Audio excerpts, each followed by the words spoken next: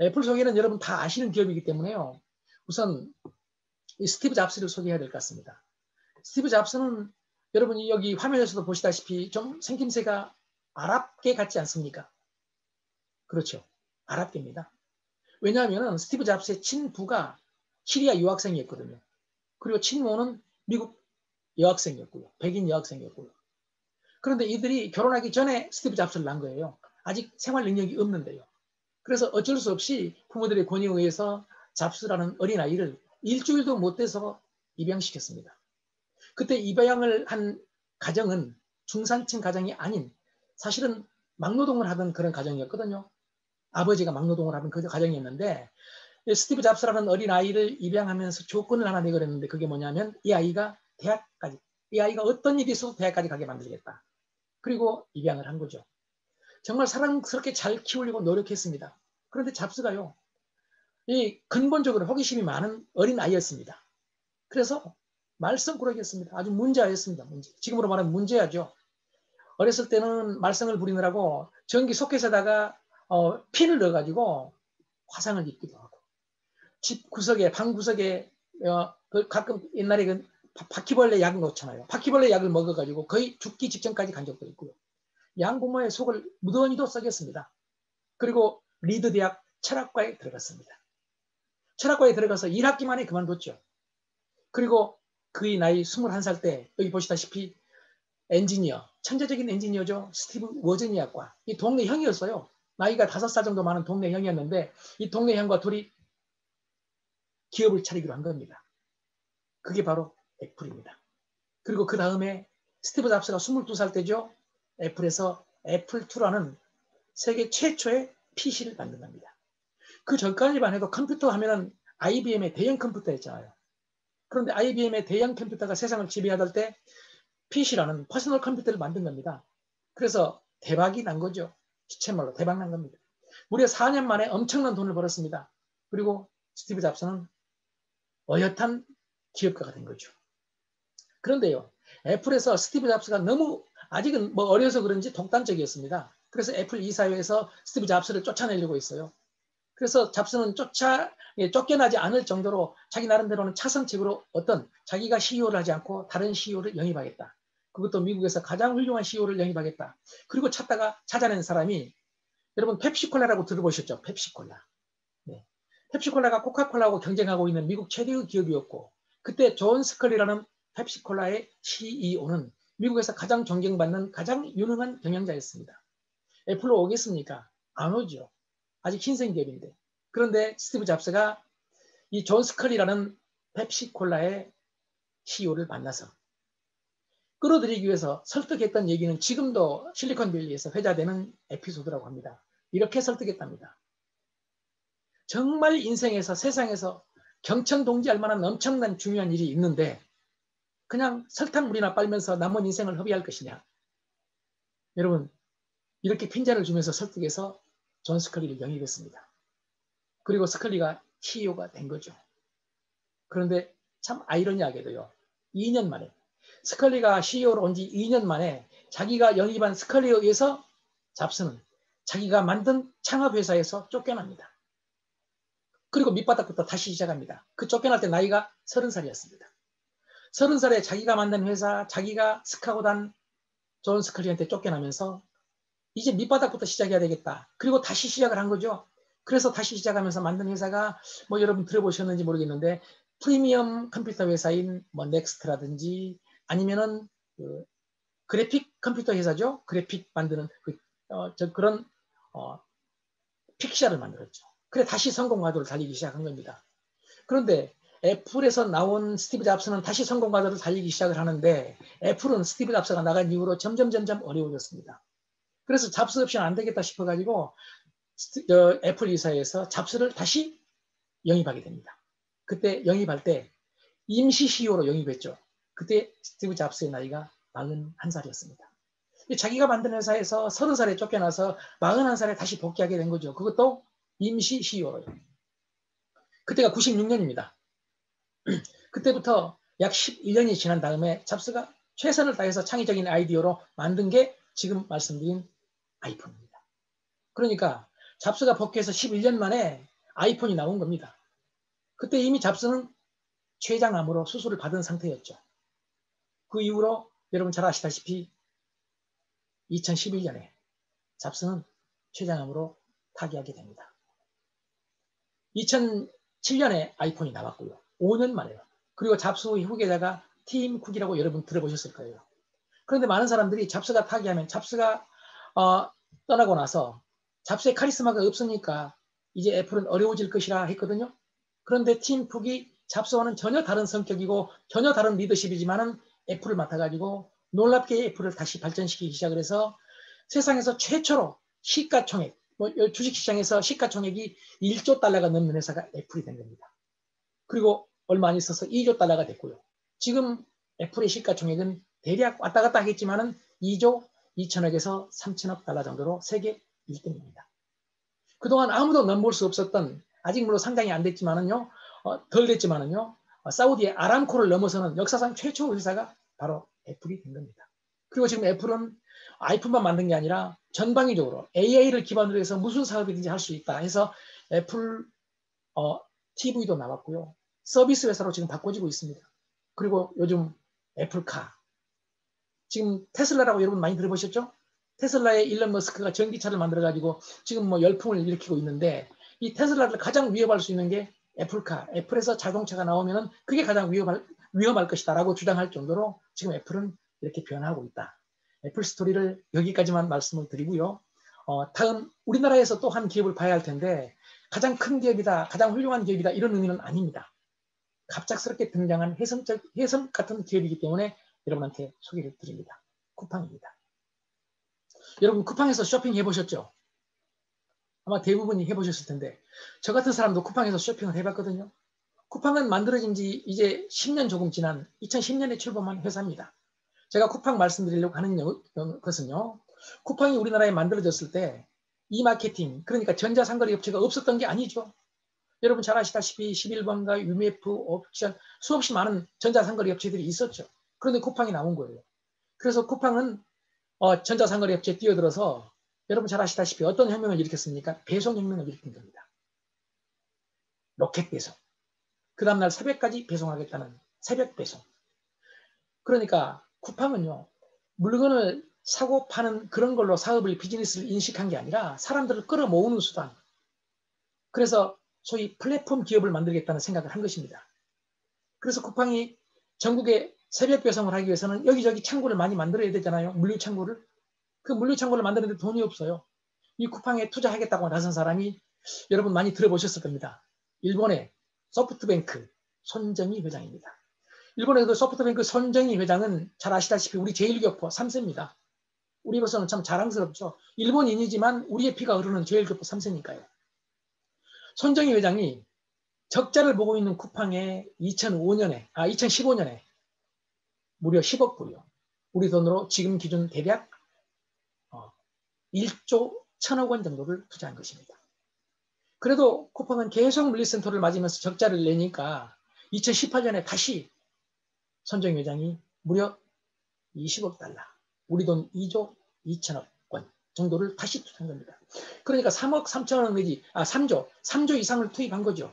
그런데도 쿠팡은 계속 적자를 내니까 많은 사람들이 손정희 회장이 큰일 났다. 이제 쿠팡이 문제가 되면 소프트뱅크도 어려워질 것이다. 이렇게 걱정들을 했거든요. 어떤 사람은 비웃기도 했고요. 그런데 쿠팡은 계속 적자를 내면서도 시장 점유율을 늘려갔어요. 그때요. 쿠팡이 적자를 많이 내니까 우리나라의 여러분 유통업체에서 1위가 어디죠? 롯데그룹이죠. 롯데. 그동안에. 특히 오프라인에서. 그 롯데그룹의 총수이신 분은 이렇게 주장했어요. 쿠팡 1조씩 적자를 내는 그런 회사 우리 경쟁하지 않겠다. 쉽게 말하면은 뭐 그분 의도를 제가 모르니까 이렇게 말해서는 안 되지만은 언제 무너질지 모르는 회사다. 우리 경쟁 상대가 아니다. 이렇게 본 거예요. 그런데도 쿠팡은 계속 손정희 회장의 도움을 받아가지고 투자를 한 것이죠. 손해를 보면서요. 무려 적자가 4조 5천억 원. 엄청나죠. 보통 기업 같으면 무너지죠. 그때 다른 또 유통업체들 관계자들이 임원들이요. 쿠팡을 무너뜨릴 방법이 뭐가 있느냐 생각을 했어요. 그러면서 유머처럼 나온 얘기가 쿠팡을 망하게 할 수 있는 방법은 딱 한 가지다. 매일매일 생수 한 통씩을 주문하면 된다. 이렇게 말했어요. 왜 그러냐면 쿠팡에서는요. 2,900원, 월 2,900원만 내면은 생수 한 통도 다음날 아침까지 배달해 준다고 했거든요. 그러니까 그동안에 우리나라 유통업체에서 쿠팡을 망하게 하려면은 계속 생수 한 통씩만 주문하자. 그러면 쿠팡의 물류비가 늘어나가지고 적자를 견디지 못하고 망할 것이다. 이런 생각을 한 거죠. 뭐 유머도 좀 있었고 반진의도 있었겠죠. 그런데 엄청난 적자를 내던 쿠팡이 잘 아시다시피 코로나19를 맞게 된 겁니다. 코로나19로 아까 제가 말씀드렸던 접촉을 차단해버렸죠. 거의. 접속밖에 할 수가 없단 말이에요.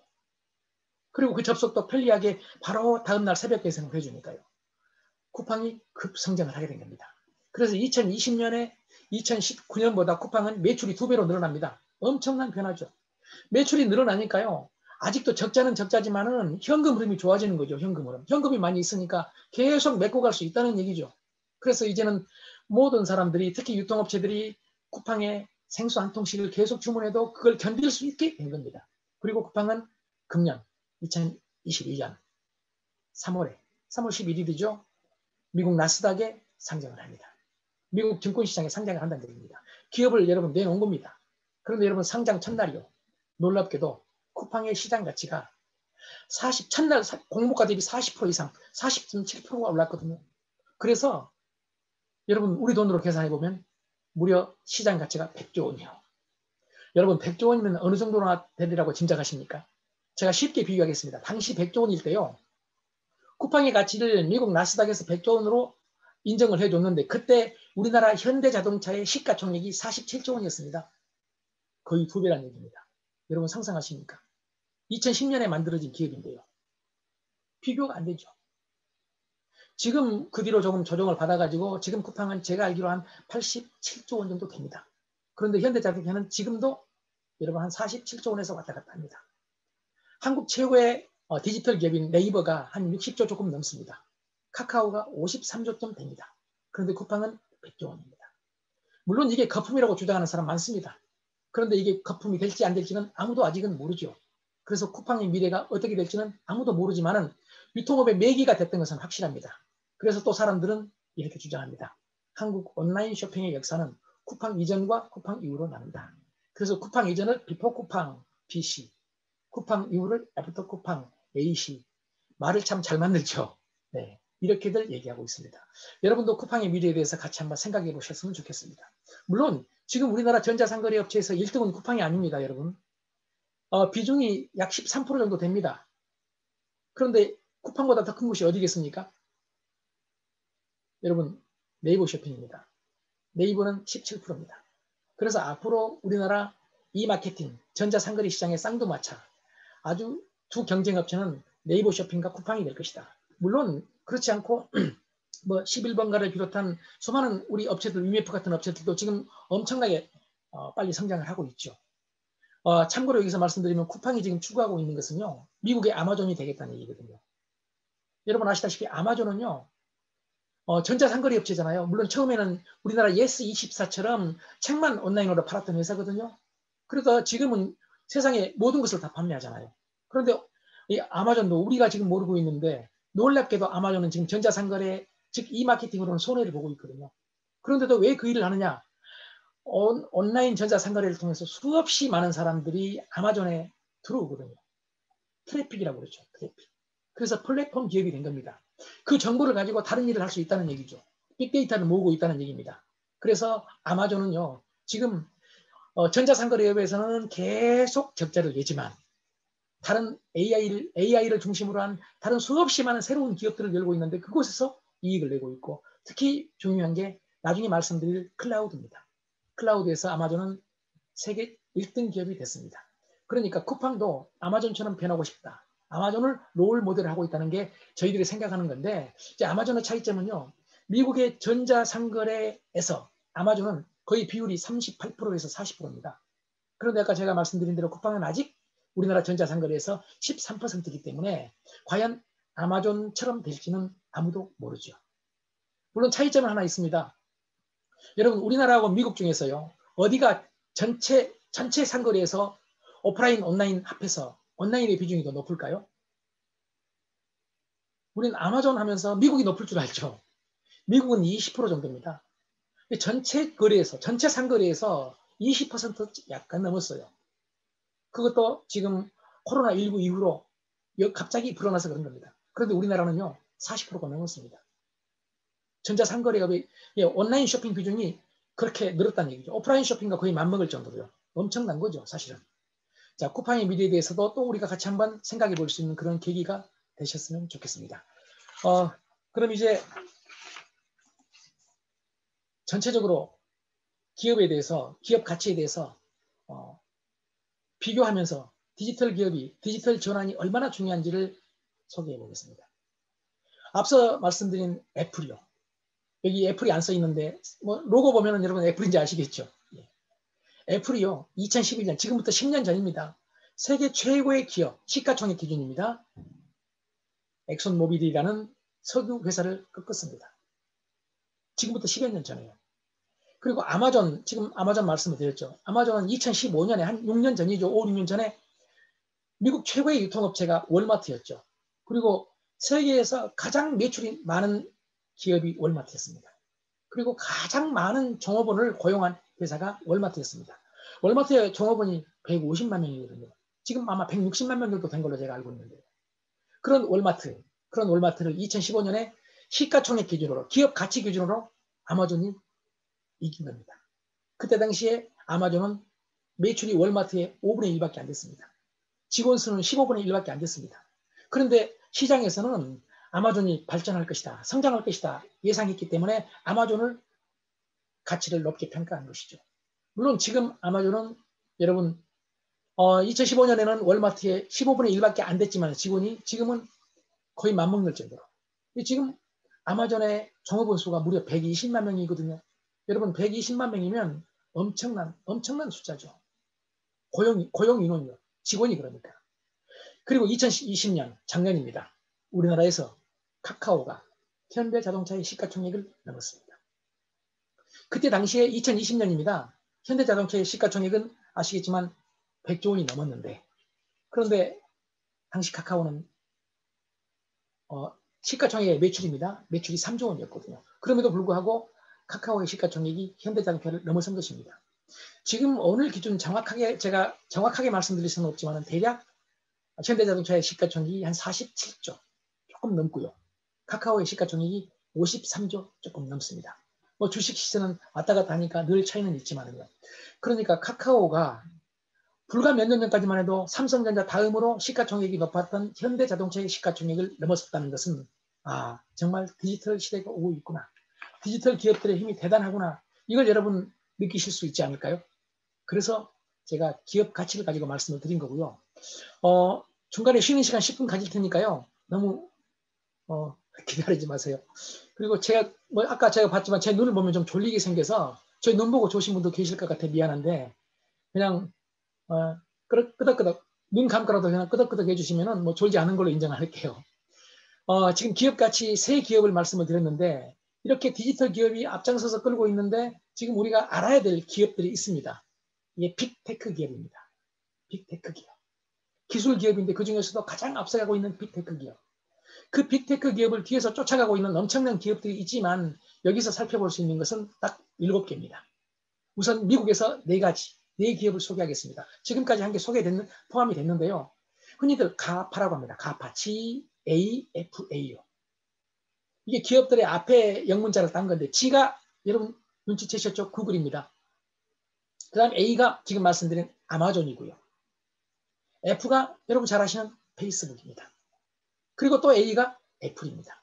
그래서 앞에 문자를 따서 가파, GAFA 이렇게 부릅니다. 이 기업들이 지금 미국의 빅테크 기업, 아니 세계의 디지털을 앞에서 선도하고 있다. 이 기업들은 앞으로 어떻게 될지가 우리가 디지털 트렌드를 이해하는 데 도움이 될 것 같습니다.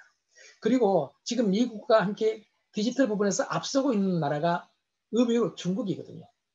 중국에 가면은 세 기업, 대표 기업이 있습니다. 이걸 우리는 BAT라고 합니다. BAT. B는 바이두입니다. A는 여러분 잘 아는 알리바바입니다. 그리고 T는 텐센트입니다. 자, 우리 미국 기업 그리고 중국 기업을 말씀드렸고 우리나라 기업과 연관시켜서 아주 쉽게 다시 한번 정리해 보겠습니다. 원래 가파 할 때 구글은요 포털입니다. 포털. 구글은 포털이고요. 우리나라에 오면 포털이, 대표 포털이 뭐죠? 네이버입니다. 미국의 구글이 우리나라의 포털로 말하면 네이버라는 얘기입니다. 지금 현재요. 그리고 중국 가면은 바이두입니다. 바이두가 포털이니까요. 관문이죠. 그 다음에 미국의 아마존은요, 전자상거래 업체죠. 미국을 대표하는 전자상거래 업체가 아마존입니다. 우리나라를 대표하는 전자상거래 업체는 아까 먼저 소개해드린 쿠팡, 그리고 뭐 네이버 쇼핑, 또 다른 기업들이 있지만 어떤 기업이 선두가 될지는 두고 봐야 되겠죠. 단지 미국서는 지금 아마존이 독보적으로 달리고 있으니까요. 물론 최근 들어서요, 불과 얼마 시간이 지나지 않았는데 이 아마존의 아성을 뒤흔들고 있는 전자상거래 업체가 있습니다. 소피파이라고. 뭐 오늘 여기까지 말씀드리면 시간이 없으니까 넘어가기로 하고요. 그리고 중국 가면은 여러분 알리바바입니다. 자, 그 다음엔 여러분 잘 아는 소셜, SNS요. SNS는 미국에서 뭐죠? 페이스북이죠. 대표가. 우리나라에는요? 카카오죠. 중국 가면은요? 중국엔 텐센트입니다. 그리고 이제 중국과 비교할 수 없는 우리나라와 미국의 기업이 있는데 원래는 하드웨어 기업인데 이제 소프트웨어도 하겠다는 기업이 지금 애플입니다. 그리고 우리나라에 오면은 애플과 조금은 다르지만은 삼성전자가 있죠. 지금 말씀드린 이런 기업들, 우리나라 삼성전자까지 포함해서 이런 기업들이 앞장서서 디지털 트렌드를 이끌고 있다. 이렇게 생각하시면 될 것 같습니다.